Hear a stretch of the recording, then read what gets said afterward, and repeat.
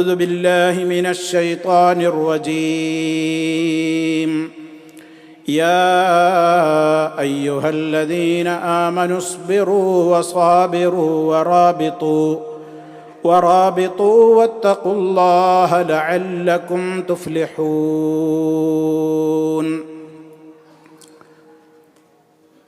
സ്നേഹമുള്ള സത്യവിശ്വാസികളെ, സഹോദരങ്ങളെ, അല്ലാഹു സുബ്ഹാനഹു വ തആലയുടെ വിധിവിലക്കുകളും നിയമ നിർദ്ദേശങ്ങളും ജീവിതത്തിലുടനീളം കാത്തു സൂക്ഷിച്ചുകൊണ്ട് തഖ്വയുള്ളവരായി ജീവിക്കുവാൻ പരമാവധി പരിശ്രമിക്കണേ എന്ന് എന്നെയും നിങ്ങളെ ഓരോരുത്തരെയും ഗൗരവപൂർവം ഉണർത്തുകയാണ്, ഉപദേശിക്കുകയാണ്. അല്ലാഹു സുബ്ഹാനഹു വ തആല തഖ്വ വർദ്ധിപ്പിച്ചു തന്ന് നമ്മെ ഏവരെയും അവൻ്റെ ഉത്തമ ദാസന്മാരിൽ ഉൾപ്പെടുത്തി അനുഗ്രഹിക്കുമാറാകട്ടെ.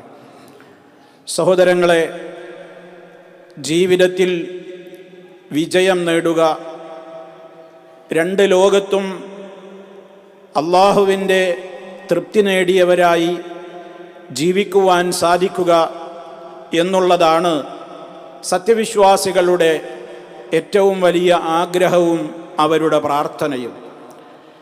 എങ്ങനെയാണ് നമുക്ക് അള്ളാഹുവിങ്കൽ സ്വീകാര്യത ലഭിക്കുന്ന വിധത്തിൽ വിജയികളാകുവാൻ സാധിക്കുക എന്ന് വിശുദ്ധ ഖുർആനിലെ സൂറത്ത് ആൽ ഇംറാനിൻ്റെ അവസാന ഭാഗത്ത് അള്ളാഹു പറഞ്ഞ ഒരു സൂക്തമാണ് ഞാൻ നിങ്ങളെ ഓതി കേൾപ്പിച്ചത്. യാ അയ്യുഹല്ലദീന ആമനു, സത്യവിശ്വാസികളെ, യുസ്ബിറു, നിങ്ങൾ ക്ഷമിക്കുവീൻ, വസാബിറു, ക്ഷമയിൽ മികവ് കാണിക്കുകയും ചെയ്യുവീൻ, വറാബിത്തു, നിങ്ങൾ വളരെ ജാഗ്രതയോടെ ഇരിക്കുവീൻ, വത്തഖുല്ലാഹ്, നിങ്ങൾ അല്ലാഹുവിനെ സൂക്ഷിക്കുകയും ചെയ്യുവീൻ, ലഅല്ലക്കും തുഫ്ലിഹൂൻ, നിങ്ങൾ വിജയികളായേക്കാൻ വേണ്ടി എന്ന്. വിജയത്തിൻ്റെ മാനദണ്ഡമായി അല്ലാഹു സുബ്ഹാനഹു വ തആല ഈ ഒരു സൂക്തത്തിലൂടെ പ്രധാനപ്പെട്ട 4 കാര്യങ്ങളാണ് എടുത്തു പറഞ്ഞിട്ടുള്ളത്. ഒന്നാമതായി അഭിസംബോധന തന്നെയും വിശ്വാസികളോടാണ്, ഈമാനുള്ള ആളുകളോടാണ്. അഥവാ ഈമാനുള്ള, വിശ്വാസം വളരെ ക്ലിയറായ ആളുകൾക്ക് മാത്രമാണല്ലോ വിജയമുണ്ടാവുക. അല്ലാഹു സുബ്ഹാനഹു വ തആലയുടെ സഹായമുണ്ടാകുവാൻ ആരൊക്കെ നമ്മെ കൈവടിഞ്ഞാലും റഹ്മാനായ റബ്ബ് നമ്മെ സഹായിക്കുമെങ്കിൽ ഒന്നും ഭയപ്പെടാനില്ല എന്നാണല്ലോ അല്ലാഹു പറഞ്ഞിട്ടുള്ളത്. വിശ്വാസികൾക്ക് എപ്പോഴും ഊർജവും കരുത്തും പകരുന്ന ഒരു വചനമാണത്. സത്യവിശ്വാസികളുടെ മനസ്സിൽ എപ്പോഴും പ്രതീക്ഷക്ക് വക നൽകുന്ന, വിശ്വാസദാർഢ്യതാവനിൽ ഊട്ടി ഉറപ്പിക്കുന്ന വചനമാണത്. റഹ്മാനായ റബ്ബ് പറഞ്ഞിട്ടുണ്ട്, ഭീരുക്കളായി ജീവിക്കേണ്ടവരല്ല, നിരാശയോടെ ജീവിക്കേണ്ടവരല്ല. നിങ്ങൾ മനസ്സിലാക്കേണ്ടത് ഈ തത്വമാണ്.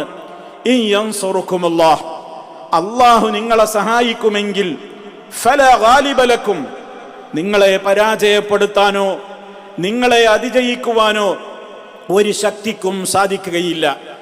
അല്ലാഹു നിങ്ങളെ സഹായിക്കുകയാണെങ്കിൽ, അല്ലാഹുവിൻ്റെ സഹായം നിങ്ങൾക്ക് ലഭിക്കുമെങ്കിൽ നിങ്ങളെ പരാജയപ്പെടുത്താനും നശിപ്പിക്കാനും ഒരാൾക്കും സാധിക്കുകയില്ല, അതിന് കഴിയുന്ന ഒരു ശക്തിയുമില്ല എന്ന് അല്ലാഹു പറയുകയാണ്.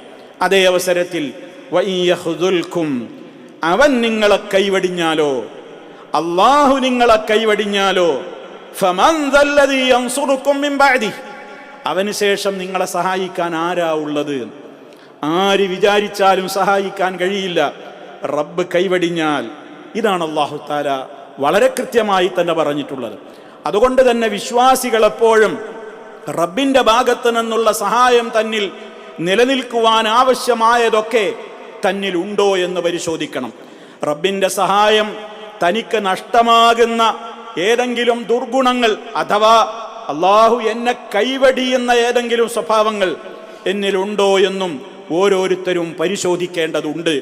അത് പരിശോധിക്കാതെ നമ്മൾ മറ്റേതെങ്കിലും കാര്യങ്ങളെക്കുറിച്ച് ചിന്തിച്ച് തലപുകഞ്ഞാലോചിച്ച് ടെൻഷനായിട്ട് യാതൊരു പ്രയോജനവുമില്ല.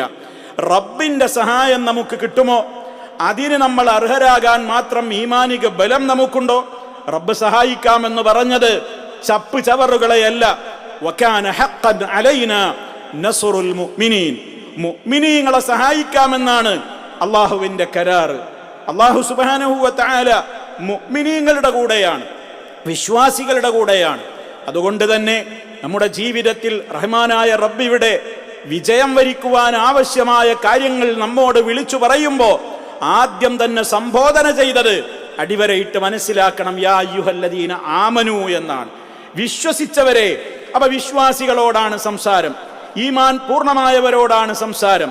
ഈമാനികമായ നിലക്കുള്ള ദൃഢതയിൽ അടിയുറച്ച് അതിൽ സംശയമില്ലാതെ മുന്നോട്ട് പോകുന്നവരോടാണ് റഹ്മാനായ റബ്ബിന്റെ വാഗ്ദാനം. നിങ്ങൾ എന്ത് ചെയ്യണം? ഇസ്ബിറു. 4 കാര്യങ്ങളായി ഇവിടെ അള്ളാഹു പറയുന്നത്. നിങ്ങൾ നന്നായി ക്ഷമിക്കണം. ഇസ്ബിറു കണ്ടോ, വിജയത്തിന്റെ മാനദണ്ഡമാ പറയുന്നത്. നിങ്ങൾ സഹിക്കണം, ക്ഷമിക്കണം. സബർ ധാരാളമായി നമ്മൾ കേട്ട് തഴകിയ ക്ഷമ, സഹനം എന്നൊക്കെ ഒരുപാട് കേട്ട് പരിചയമുള്ള പദങ്ങളാണ്. പക്ഷേ വേണ്ടിടത്ത് സഹനമില്ലാത്തവരാണ് നമ്മൾ. ക്ഷമ എന്ന് പറയുന്നത് ഏറ്റവും ആവശ്യം അള്ളാഹുവിന് പൊരുത്തമുള്ള സൽക്കർമ്മങ്ങൾ ധാരാളം ചെയ്യുന്നതിലാണ്. അതിന് നല്ല ക്ഷമയുള്ളവർക്കേ പറ്റൂ. അള്ളാഹുവിന് ഇഷ്ടമുള്ള ധാരാളം നന്മകൾ വർദ്ധിപ്പിക്കണമെങ്കിൽ ക്ഷമ വേണം. അതേപോലെ തന്നെ റബ്ബ് നമ്മോട് അരുതെന്ന് പറഞ്ഞ തിന്മകളിൽ നിന്ന് വിട്ടുനിൽക്കണമെങ്കിൽ നല്ല ക്ഷമ വേണം. അത് രണ്ടാമത്തെ ക്ഷമയാണ്. മൂന്നാമത്, നമ്മുടെ ജീവിതത്തിൽ നമ്മൾ ഇഷ്ടപ്പെടാത്ത പലതും നമ്മുടെ ജീവിതത്തിൽ വന്നേക്കാം. പല പരീക്ഷണങ്ങളും ഉണ്ടായേക്കാം, പല വിധത്തിലുള്ള ബുദ്ധിമുട്ടുകളും ഉണ്ടായേക്കാം. അവിടെയൊക്കെ നിരാശപ്പെടാതെ അള്ളാഹുവിനോട് ഏതെങ്കിലും നിലക്കുള്ള വെറുപ്പിന്റെ വാക്കുകളോ ഇടപെടലുകളോ നമ്മുടെ സംസാരങ്ങളിലോ പെരുമാറ്റങ്ങളിലോ വരാതെ അവിടെ അതെന്റെ റബ്ബെനിക്ക് അതിലായിരിക്കും ഹൈറ് എന്ന് വിചാരിച്ചുകൊണ്ട് എൻ്റെ റബ്ബെനിക്ക് വിധിക്കുന്നത് എന്തും ഹൈറാണെന്ന റബ്ബിന്റെ തീരുമാനത്തിൽ തൃപ്തിപ്പെട്ടുകൊണ്ടുള്ള ആ സഹനം, 3 വിധത്തിലുള്ള സഹനവും ആരിലുണ്ടോ അവർക്ക് വിജയിക്കുവാൻ സാധിക്കുമെന്നാണ് അള്ളാഹു പറയുന്നത്. രണ്ടാമത് നിങ്ങൾ നോക്കൂ, വസാബിറു. ആ സബറിന്റെ തന്നെ മറ്റൊരു വകുപ്പാണിത്. നിങ്ങൾ ക്ഷമയിൽ മികവ് കാണിക്കണം. ചെറിയ ക്ഷമയൊന്നും പോരാ. കാരണം മനുഷ്യന് സഹിക്കാനാവാത്ത പലതും വരുമ്പോൾ മനുഷ്യൻ പൊട്ടിത്തെറിക്കും. അവന് ക്ഷമയൊക്കെ ഇങ്ങനെ പറയാൻ പറ്റും എന്നുള്ളതല്ലാതെ ക്ഷമയിൽ മികവ് കാണിക്കാൻ പലപ്പോഴും കഴിയൂല. അതുകൊണ്ട് അത് അള്ളാഹു പ്രത്യേകം വേറെ എടുത്തു പറഞ്ഞു, വസാബിറു, നിങ്ങൾ ക്ഷമയിൽ വല്ലാതെ മികവ് കാണിക്കണം എന്നുള്ളത്. അവിടെയൊക്കെ മുഫസ്സിരീങ്ങൾ വിശദീകരിച്ച് തന്നിട്ടുണ്ട്. നമുക്ക് സഹിക്കാനാവാത്ത നിലക്ക് നമ്മോട് ശത്രുക്കൾ പെരുമാറുമ്പോൾ, അതേപോലെ തന്നെ മറ്റുള്ള പലരിൽ നിന്നും നമുക്ക് പ്രയാസങ്ങൾ ഉണ്ടാകുമ്പോൾ, ബുദ്ധിമുട്ടുകൾ ഉണ്ടാകുമ്പോൾ, മറ്റു പല വിധത്തിലുള്ള എല്ലാ അർത്ഥത്തിലും നമ്മെ മനസ്സ് വല്ലാതെ തളർത്തിക്കളയുന്ന പ്രയാസങ്ങൾ ഉണ്ടാകുമ്പോൾ ഒക്കെ വളരെ ക്ഷമിക്കാനും സഹിക്കാനും അതിൽ മികവ് പുലർത്തുവാനും സാധിക്കണം. ഇല്ലെങ്കിൽ സാധാരണ ക്ഷമയുള്ളവരൊക്കെ പരാജയപ്പെടും ഈ മേഖലയിൽ എന്നാണ്. അതുകൊണ്ട് അതും നിങ്ങൾക്ക് വേണമെന്നാണ് അള്ളാഹു പറയുന്നത്. മൂന്നാമത് പറയുന്നത് വറാബിതു, നിങ്ങളെപ്പോഴും ജാഗ്രതയോടെ ഇരിക്കണം. അത് ശത്രുക്കളുടെ അറ്റാക്കാവാം, അതേപോലെ തന്നെ നമ്മുടെ ഈമാനിനെ നശിപ്പിക്കുന്ന ശക്തികളാവാം, നമ്മുടെ വിശ്വാസത്തെ നശിപ്പിക്കുന്നവരാകാം, നമ്മുടെ യഥാർത്ഥമായ രൂപത്തിലുള്ള ഇസ്ലാമിക ജീവിതത്തിന് ആ വിധത്തിൽ ഏതെങ്കിലും ഷർറുകൾ ഉണ്ടാക്കണമെന്ന് വിചാരിക്കുന്ന ആളുകളാവാം. ജാഗ്രത വേണം വിശ്വാസികൾക്ക്. വിശ്വാസികൾ അവരുടെ ഏറ്റവും ജീവനേക്കാൾ കാത്തു സൂക്ഷിക്കേണ്ടതാണ് അവൻ്റെ തൗഹീദും അവൻ്റെ സുന്നത്തും അവൻ്റെ ആദർശ ജീവിതവുമൊക്കെ. അവിടെയൊക്കെ കൃത്യമായ കണിശതയും നല്ല ജാഗ്രതയും ഒക്കെ ഉണ്ടാകണം. അതിർത്തികൾ, ഒരു രാജ്യത്തിൻ്റെ സുരക്ഷ ഉറപ്പുവരുത്തുവാൻ വേണ്ടി, അതിർത്തികൾ സംരക്ഷിക്കുവാൻ വേണ്ടി നിൽക്കുന്ന കാവൽ ഭടന്മാരുടെ ആ കാത്തിരിപ്പ് വരെ ഈ ആയത്തിൻ്റെ പ്രധാനപ്പെട്ട ഭാഗമാണ്. അതും അതോടനുബന്ധമായ മറ്റു പല കാര്യങ്ങളും അതിൽ ഉൾപ്പെടുന്നുണ്ട്. ഏതായിരുന്നാലും തൻ്റെ വിജയത്തിന് എതിരായി വരുന്ന വിധത്തിലുള്ള ഏതൊക്കെ ശത്രുക്കൾ തനിക്കുണ്ടോ ആ ശത്രുക്കളുടെയൊക്കെ നീക്കങ്ങളിൽ ജാഗ്രതയുള്ളവരായി നിങ്ങൾ മാറണം. അതാണ് വറാബിതു എന്ന് പറയുന്നത്. അവസാനം പറയുന്നത് വത്തഖുല്ലാഹ്, നിങ്ങൾ അല്ലാഹുവിനെ സൂക്ഷിച്ച് ജീവിക്കണം. അള്ളാഹുവിനെ സൂക്ഷിച്ച് ജീവിക്കുകയും ചെയ്യുവീൻ. അതാണ് നാലാമതായി അള്ളാഹു പറയുന്നത്. അതിലെല്ലാം പെട്ടുകഴിഞ്ഞു. എന്താ തഖ്വ എന്നുള്ളത് നമ്മൾ വിശദീകരിക്കേണ്ടതില്ല. ഒരുപാട് ഉത്ബോധനങ്ങളിലൂടെ ഉപദേശങ്ങളിലൂടെ നമ്മൾ കേട്ടുകൊണ്ടിരിക്കുകയാണ്. തഖ്വ എന്ന് പറഞ്ഞാൽ അള്ളാഹ്ക്ക് ഇഷ്ടമുള്ളത് മാത്രം ചെയ്യുക, അള്ളാഹ് വെറുത്തതും അള്ളാഹ് അരുതെന്ന് പറഞ്ഞതിൽ നിന്നൊക്കെ ഒക്കെ വിട്ടു നിൽക്കുക. ആ ഒരു സൂക്ഷ്മമായ ജീവിതം നമ്മളിലുണ്ടോ എന്ന് നമ്മൾ പരിശോധിക്കണം. ഈ തഖ്വ മാനദണ്ഡമാക്കി, അതേപോലെ തന്നെ നേരത്തെ പറഞ്ഞ ഈമാനികമായ ദൃഢത മാനദണ്ഡമാക്കി, ക്ഷമയും സഹനവും, ക്ഷമയിൽ മികവ് കാണിക്കലും, അതുപോലെ തന്നെ ഏത് വിധത്തിൽ തന്നെ പരാജയപ്പെടുത്തുന്ന ശക്തികൾക്കെതിരെയുമുള്ള ജാഗ്രതയോടുകൂടെയുള്ള മനസ്സും ആ വിധത്തിൽ ഒരാളിൽ ഉണ്ടായാൽ അവർ വിജയിക്കുമെന്നാണ് അള്ളാഹു പറയുന്നത്. ഇവിടെയാണ് നമ്മൾ മനസ്സിലാക്കേണ്ടത്. നമ്മളിങ്ങനെ പറയണേ, എന്താ നമ്മൾ ആകെ തകർന്നു പോവല്ലേ, നശിക്കല്ലേ, എല്ലാം കൊണ്ടും നമ്മൾ കഷ്ടതയിലല്ലേ, എന്താ അള്ളാഹു നമ്മളെ സഹായിക്കാത്തത്, നമ്മൾ എത്രയാണ് പ്രാർത്ഥിക്കുന്നത് എന്നൊക്കെ പലരും പരിഭവപ്പെടാറുണ്ട്, പറയാറുണ്ട്.